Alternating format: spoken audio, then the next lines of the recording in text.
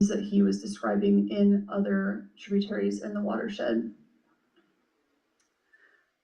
This is a photo series that I'm certain many of you are very familiar with.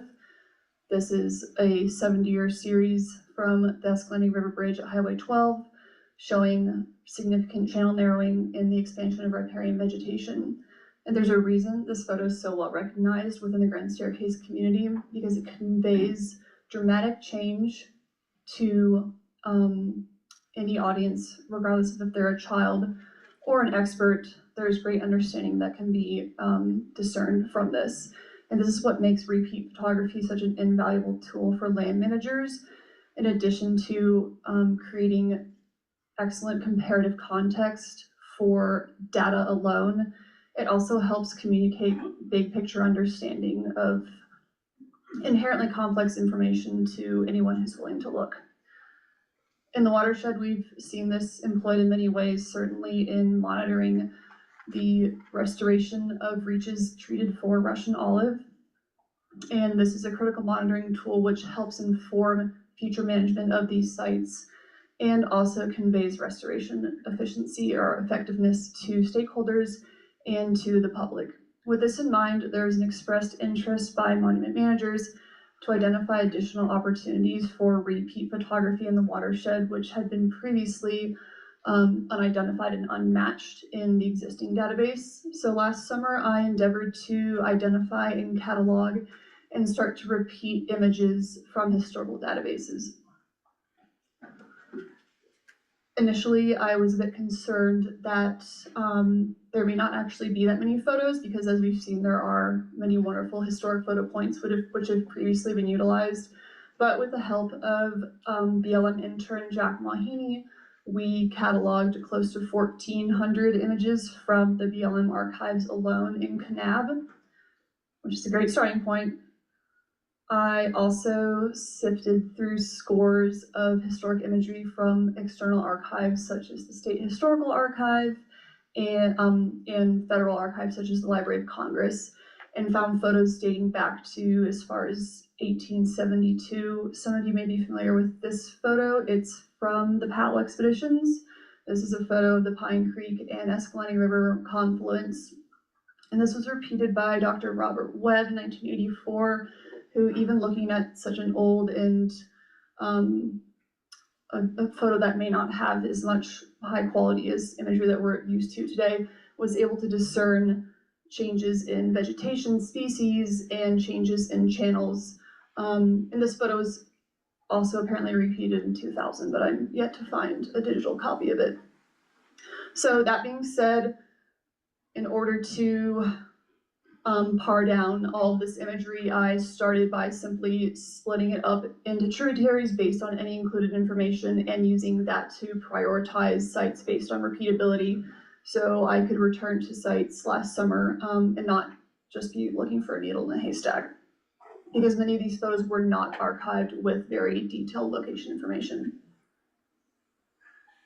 Fortunately, we did find some photos that were cataloged with proper functioning condition surveys from the 1970s through 1990s, which gave us a little bit of a cheat sheet to start, and we were able to use these to select 33 sites to return to over the course of last summer. Here's a simple map of the sites that we returned to. Out of these 33, we successfully relocated 29 sites. At each site, there were 4 photo points that were established upstream, downstream, across, and up bank. And in each tributary, the proper functioning condition surveys established 3 separate plots, 3 separate monitoring plots.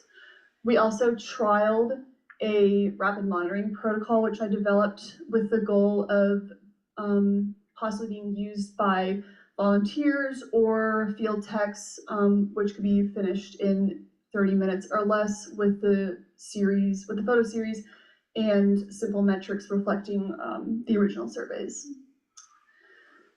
So here's actually the first site we went to where we had some beginner's luck, and there was a stake, which, as anyone who's done monitoring knows, is pretty lucky. And I just found this to be kind of an absurdist start. We actually had 5 or 6 sites where the repeat was completely obscured by juniper. In other places, we were able to discern really dramatic change from the original series.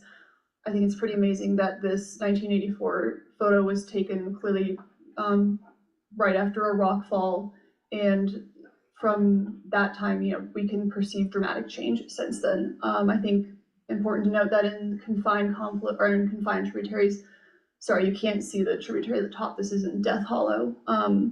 In Death Hollow, these sites in riparian corridors are probably more routinely inundated by flash floods that are providing nutrients and seeds from upstream. So likely this site was able to be restored to a point where vegetation could return, but has likely undergone additional flash floods and disturbance since the 1984 photo. In other places, changes are much less discernible in vegetation complexes, such as in Alvey Wash here, where the vegetation community itself is quite similar, but the channel is changing here. It's migrated to the west in about 30 years, which reinforces the idea that even the morphology of these places alone is driving pretty persistent evolution. I think this series is a great example of, again, in places where vegetation may not be changing, there are other geomorphic processes that are ongoing.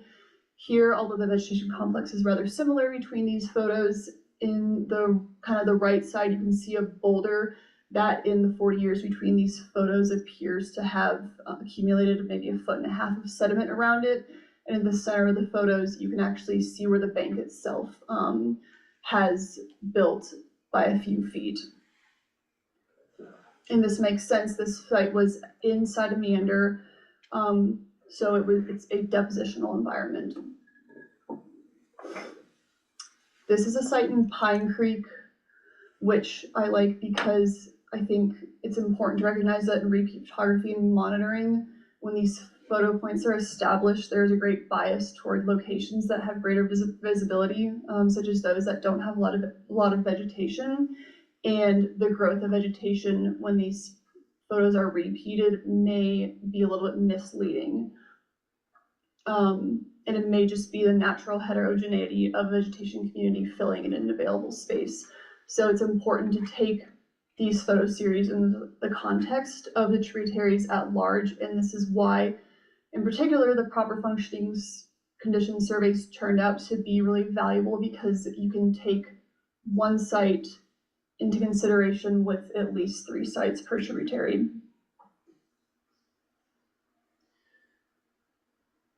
In other reaches, particularly those in broad alluvial valleys or those that are low grade, such as this is a Birch Creek site, one of the most dramatic changes you can see are those related to flood regimes.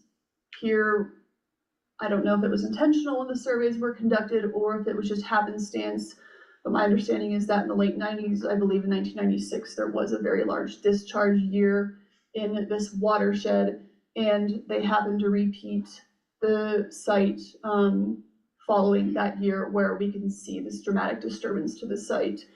And by 2024, the site has reestablished to probably a state of tertiary succession, which reinforces what Mike was saying, that the discharge in these places is likely lessening over time, allowing riparian corridors to secede toward having dense and well-established riparian vegetation, and including in this side of things, interesting, you can see, sorry, I'm not using this, here, the encroachment of upland species as the channel constricts to the east. So we know that not only is the corridor narrowing, but the riparian area itself may actually be narrowing in some places. This is a downstream view from the same site where similarly it reinforces, where here perhaps in the 80s and 90s, the riparian area was further to the west and the channel was a bit wider following the 1996 flooding as this site reestablished, it clearly has experienced less disturbance since then, again, with an encroachment of not only upland species, but upland species that are very well developed. Deer Creek is a system where these series convey really, really dramatic change, and I understand that much of this is also probably related to land management changes, but similarly to the Escalante River corridor itself, these photos convey a constricting of the channel by nearly 50%, it appears, as well as the establishment of dense native species coinciding with that constriction. And this was evident up and down the corridor in Deer Creek. Particularly where native riparian cover is actually replacing perennial grasses, and we're seeing an increased cover by woody species. So these are just a few of the series that we completed.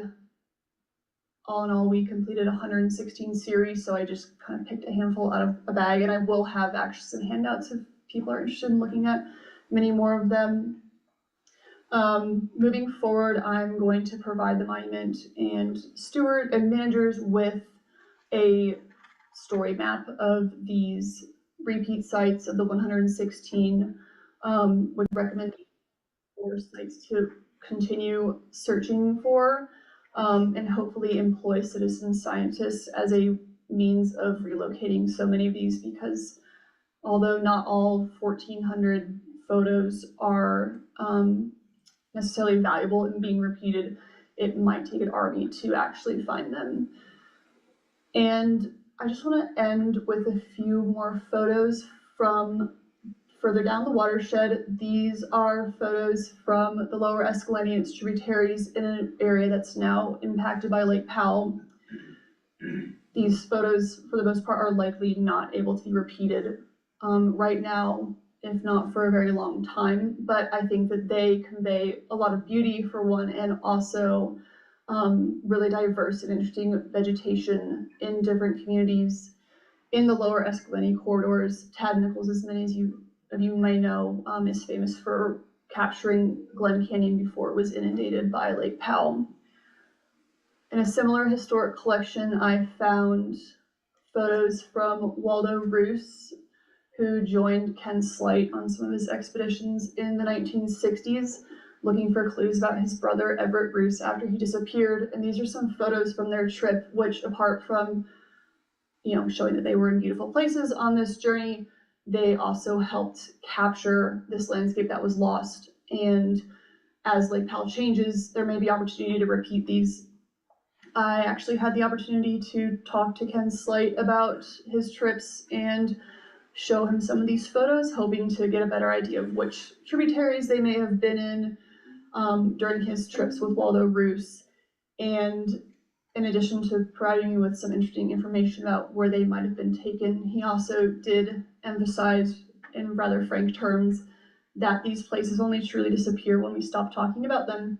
So I hope that this provides an inspiration for people who may be interested in seeking out these repeat photo series. And I also think that's an inadvertent lead into the next talk. Thank you all.